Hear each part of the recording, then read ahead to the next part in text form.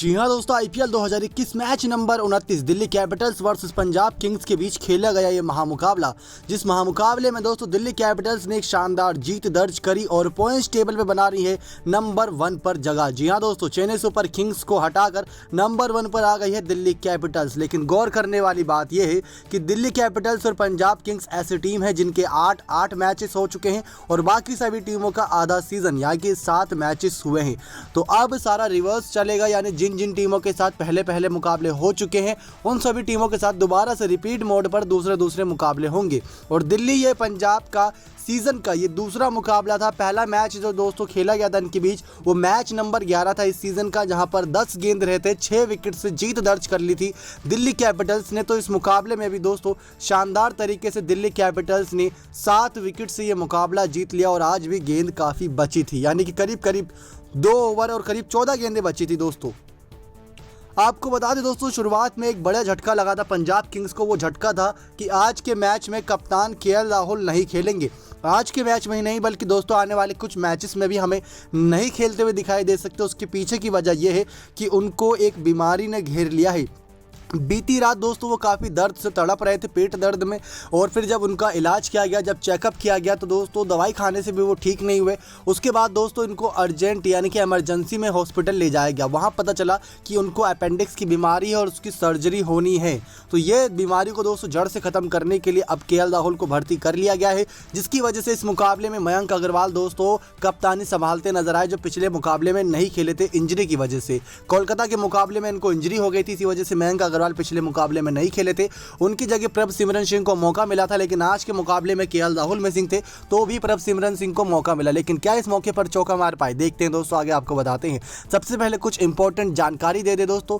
2 मई शाम संडे की रात को यह मुकाबला खेला गया। उस दिन 2 मुकाबले थे। पहला मुकाबला राजस्थान और हैदराबाद के बीच, उसमें राजस्थान रॉयल्स ने दोस्तों जीत दर्ज करी 55 रन से। साथ ही साथ दोस्तों पॉइंट्स टेबल में उनको ज़्यादा मैच में कुछ बदलाव तो आया नहीं। दिल्ली कैपिटल्स और पंजाब किंग्स का मैच काफ़ी इंपॉर्टेंट था, हर किसी को जीत की काफ़ी आवश्यकता है। अब सेकंड राउंड चल रहा है और पंजाब किंग्स बिना किसी बदलाव के दोस्तों नज़र आ सकती थी अगर केएल राहुल खेलते, लेकिन केएल राहुल की गैर मौजूदगी में यहाँ पर डेविड मलान का डेब्यूट कराया गया, जो T20 के स्पेशलिस्ट बल्लेबाज हैं। उन्होंने कितने रन मारे उसके बारे में बताएंगे। साथ ही साथ यहाँ पर प्रभसिमरन सिंह केएल राहुल की जगह खेल रहे थे। बस यही कुछ बड़े बदलाव थे दोस्तों। दिल्ली कैपिटल्स अपनी वही प्लेइंग 11 के साथ उतरी थी, क्योंकि इस सीज़न बहुत शानदार कर रही है दिल्ली कैपिटल्स और नंबर 1 पर आ गई है। और श्रेयस अय्यर की गैर मौजूदगी में हर किसी को लग रहा था कि ऋषभ पंत अच्छी कप्तानी नहीं कर पाएंगे, लेकिन अभी तक वो अपनी कप्तानी पर खरे उतरे हैं। बात करें यहाँ पर शुरुआत में टॉस जीतकर पहले गेंदबाजी का फैसला किया नरेंद्र मोदी के इस स्टेडियम अहमदाबाद में, और सामने आई पंजाब किंग्स बल्लेबाजी करने के लिए। मौका अच्छा था दोस्तों, क्योंकि उनके पास खतरनाक बल्लेबाज थे, लेकिन हर बल्लेबाज की अपनी अपनी कोई ना कोई कमजोरी है। प्रभसिमरन सिंह के दोस्तों बल्ले से रन आ नहीं रहे, नर्वस दिख रहे थे। 16 गेंदों में 12 रन मारा, कागिसो रबाडा ने इनकी विकेट ले ली, एक छक्का मार पाए थे ये।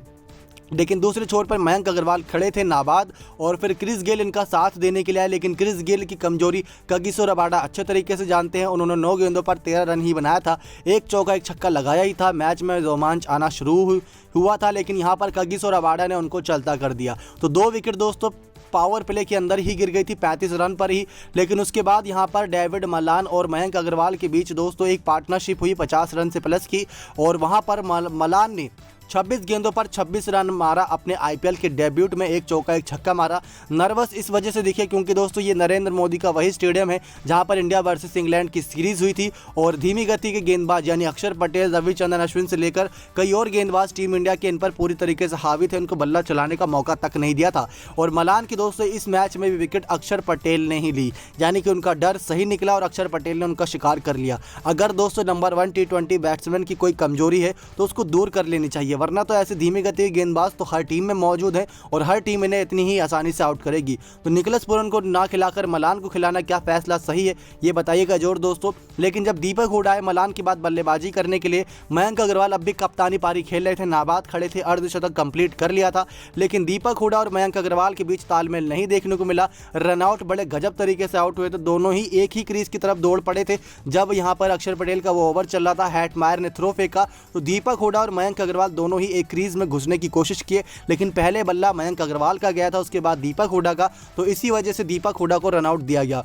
अब उसके बाद दोस्तों शाहरुख खान आए। शाहरुख खान को कुछ समझ नहीं आ रहा, क्योंकि जब शुरुआती 3 से 4 मुकाबले अगर आप उठा के देखेंगे पंजाब किंग्स के वहाँ ओपनर ने रन नहीं मारे थे तो शाहरुख खान नीचे आके रन बना रहे थे, लेकिन जब मयंक अग्रवाल आज के मुकाबले में रन मार रहे थे तो शाहरुख खान ने आज के मैच में रन नहीं मारा और पिछले मैच में भी रन नहीं मारा था, जिसकी वजह से जो स्कोर 166 का दिख रहा है वो स्कोर 187 या 196 का हो भी सकता था अगर दीपक हुडा, शाहरुख खान या मलान में से कोई अच्छी बल्लेबाजी करता, क्योंकि क्रिस गेल दोस्तों आउट हो गए थे। बहुत कह सकते हैं साफ तरीके से कागिसो रबाडा ने इनको आउट किया था। प्रभसिमरन सिंह दोस्तों ये शुरुआती कुछ मुकाबले खेले, इनके अंदर इतना भी जोश हमें देखने को मिल नहीं रहा, लेकिन शाहरुख खान और दीपक हुडा की यहाँ जिम्मेदारी बनती है कि एक समझदारी भरी पारी खेलते अपनी टीम के लिए, जब केएल राहुल मिसिंग थे, लेकिन इनके बल्ले से रन नहीं आए। शाहरुख खान ने सिर्फ 4 रन बनाए 5 गेंदों पर, आवेश खान ने इनकी विकेट ली।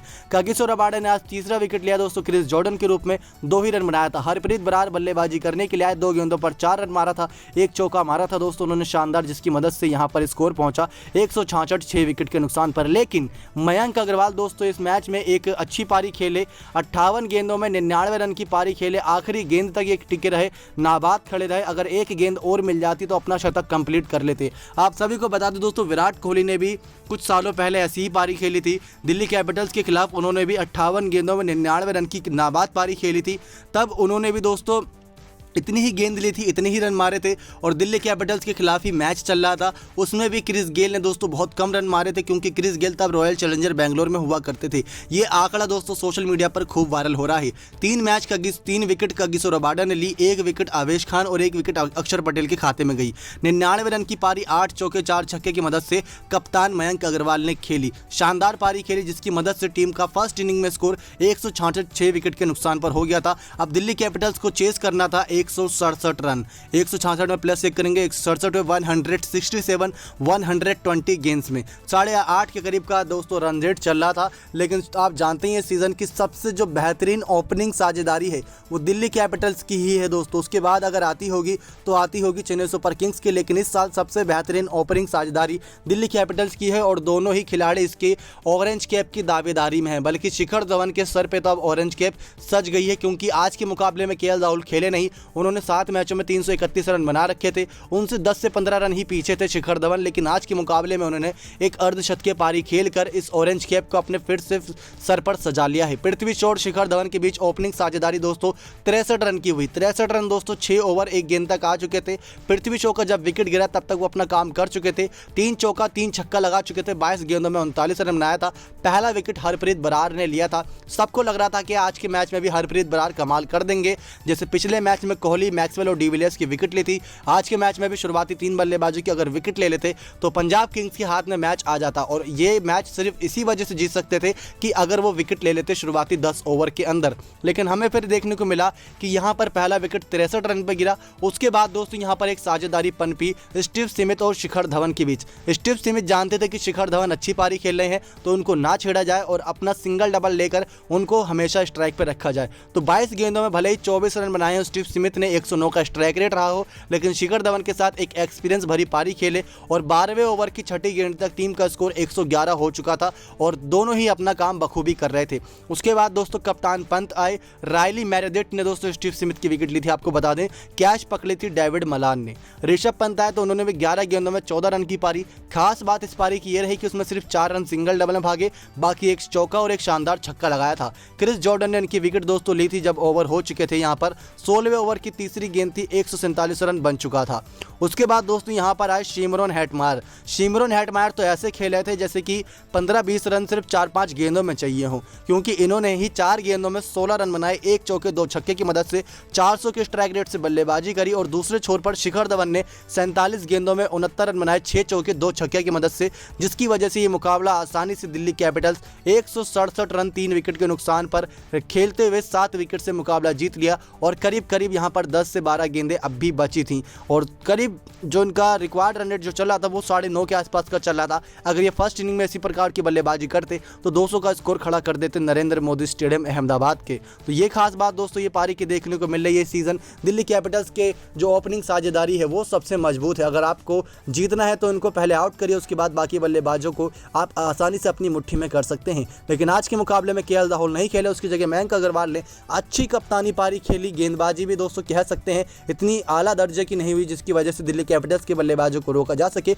लेकिन इस साल यही रहा है। बाकी दोस्तों जो टीमें रही हैं उन्होंने भी दिल्ली कैपिटल्स के ओपनिंग बल्लेबाजों को बहुत रोकने की कोशिश की, लेकिन इस साल वो नहीं रुके। अब चलते हैं पॉइंट्स टेबल की तरफ। पॉइंट्स टेबल दोस्तों ये कह रहे हैं कि 8 में से 6 मैच जीतकर दिल्ली कैपिटल्स नंबर 1 पर आ गई है, क्योंकि 2 ही मैच हारी है।